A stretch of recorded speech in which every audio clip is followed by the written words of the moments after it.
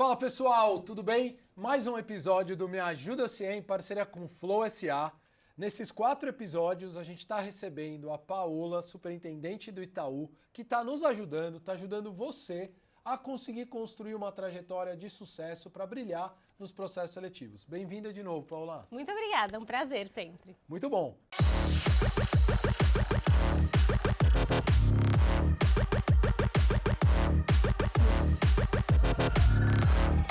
Pessoal, hoje a gente vai usar esse episódio para mergulhar em currículo, cadastro, como é que eu me dou bem para que eu possa chegar na fase de entrevista.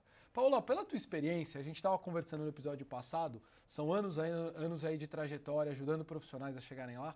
O que você entende que um currículo não pode deixar de ter?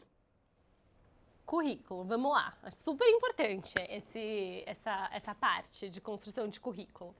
Na minha opinião, para todo mundo que está aí em casa nos assistindo, o currículo ele tem alguns pedaços principais, né? Então, acho que o histórico escolar é uma parte importante do currículo.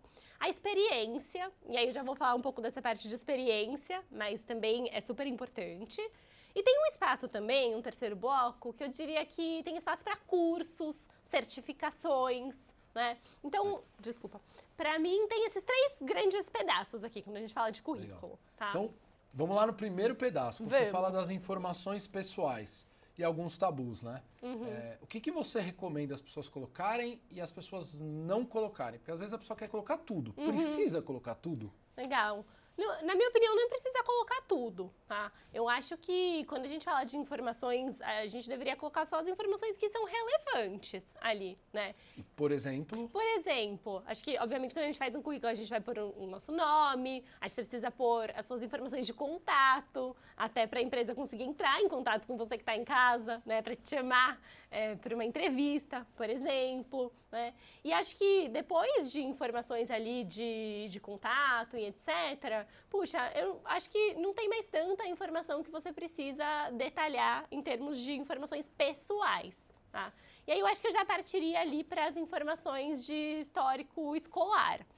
E aí, acho que histórico escolar, acho que a reflexão que eu faço, né? Eu já tenho um pouco mais de tempo de carreira, mas a reflexão que eu faço é que informações de histórico escolar que fazem mais sentido, que são mais relevantes para a posição que eu estou aplicando e para o meu momento de carreira. Né? Então, eu, por exemplo, já fiz muitas coisas diferentes aqui em termos de formação acadêmica.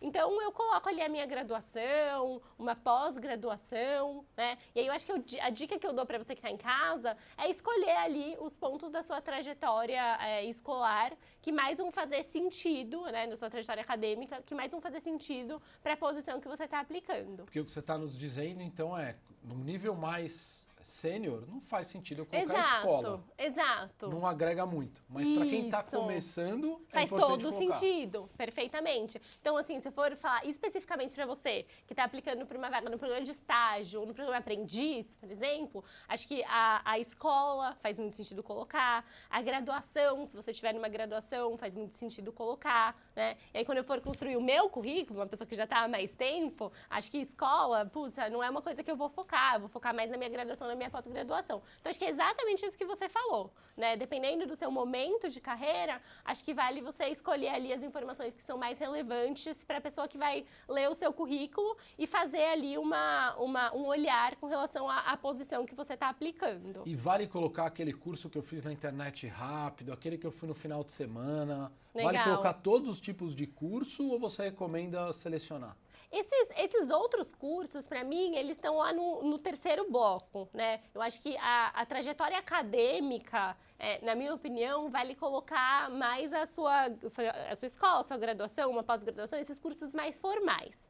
Mas acho que dá para ter uma seção do currículo, que geralmente é lá embaixo, que a gente fala sobre cursos e aí outros cursos que você já fez, né? E aí podem ser cursos rápidos, podem ser cursos na internet. Acho que a minha sugestão é que você faça do mesmo jeito que a gente estava falando na sessão anterior, que você faça uma seleção dos cursos mais relevantes, né? Hoje tem muita coisa disponível, acho que isso é muito legal, assim, tem muita coisa disponível em termos de curso rápido, em termos de informação, né? E a gente tende a consumir muitos deles, mas eu acho que se você for colocar muitos, talvez fique aqui, né, um excesso, e não necessariamente todos eles vão ter a ver com a posição que você está aplicando, ou não necessariamente todos os cursos são aqueles que mais te ajudaram e te desenvolveram. Então, eu acho que vale colocar sim, mas acho que vale fazer um olhar ali de seleção de quais de fato são os mais relevantes. Seja para o seu desenvolvimento, seja para aquela posição que você está aplicando naquele momento. Legal. Agora vamos na polêmica, né? Porque quem tem um perfil de estagiário, quem tem um perfil de aprendiz, sempre fala, putz, mas me pedem experiência e eu não tenho.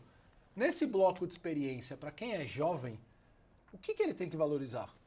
Eu tenho certeza que todo mundo, você que está aí assistindo a gente, tem uma experiência muito legal para contar. Pode ser que não seja uma experiência profissional, né? E realmente, assim, quando a gente no Itaú olha para programa de estágio, para programa aprendiz, a gente não busca experiência, né? Experiência profissional de atuação naquela área não é um requisito. Então, a minha dica para você que está aí em casa é olhar a experiência sob uma perspectiva mais ampla. Então, o que poderia estar como experiência, né? Alguns exemplos. Experiência é um trabalho voluntário que você fez.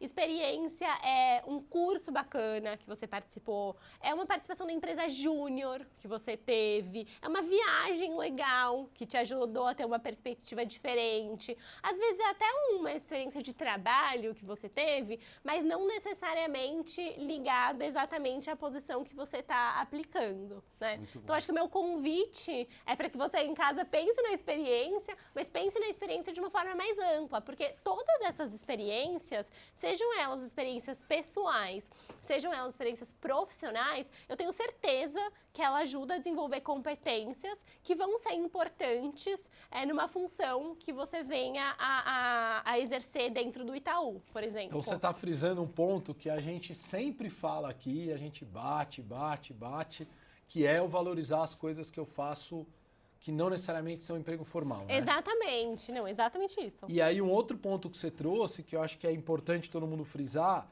é não só colocar a experiência que eu tive, mas eu atrelar uma competência, é isso? O que isso me trouxe, é isso? É isso, exatamente. Acho que no currículo vale refletir sobre como você coloca a experiência e aí faz um descritivo ali de quais competências e o que exatamente essa experiência te trouxe. E acho que, principalmente no momento da entrevista, né, você conseguir contar essas experiências, não só em termos do contexto do que foi aquela experiência, mas também destacando quais foram as competências que você precisou aplicar e as competências que você desenvolveu através dessas experiências e, inclusive, como que você entende que isso te preparou para conseguir assumir uma posição de estagiário, uma posição de aprendiz, né, dentro do Itaú, por exemplo. Muito bom. Então, pelo que você está nos contando, é quase que se fosse uma escada. Se eu construo bem meu currículo, faço uma análise antes do que eu estou colocando lá, isso vai me ajudar na próxima etapa, que é a entrevista. Com certeza, com certeza. Muito bom. E o que você falaria, assim, ó, não coloque no currículo de jeito nenhum? Tem alguma coisa? Tô pensando aqui. Eu acho que...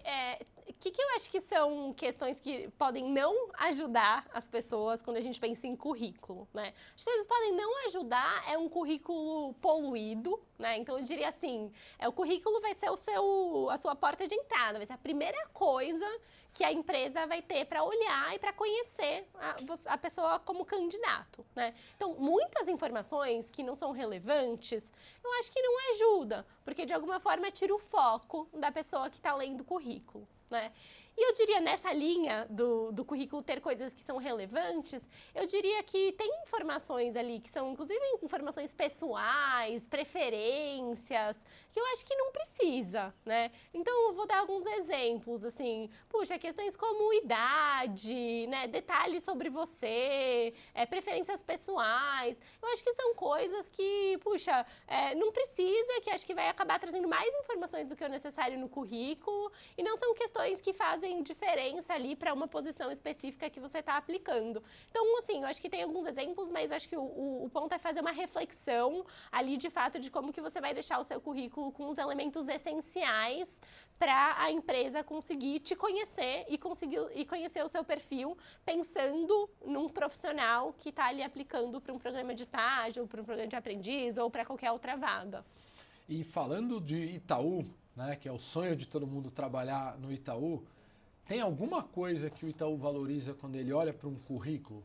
Tem alguma coisa específica que o Itaú, quando olha aquilo, toca na cultura, toca em o que ele defende? Legal. Poxa, eu acho que a primeira coisa são experiências que se conectem, né? Um pouco daquilo que a gente estava dizendo, assim, a experiência num ponto de vista mais amplo, mas que tragam e que deixem claro que ali tem competências que se conectem com a posição ali, né? Ou com competências que são valorizadas pela organização. E acho que, através do currículo, a gente também consegue identificar alguns elementos que têm aproximação com a cultura, né? Então, atividades voluntárias pode ser um ponto legal para colocar no currículo que a gente não falou, né? E aí eu acho que conecta muito ali com o nosso valor da cultura de a gente quer diversidade, acho que a gente consegue ver uma abertura do candidato, uma intencionalidade do candidato nesse sentido.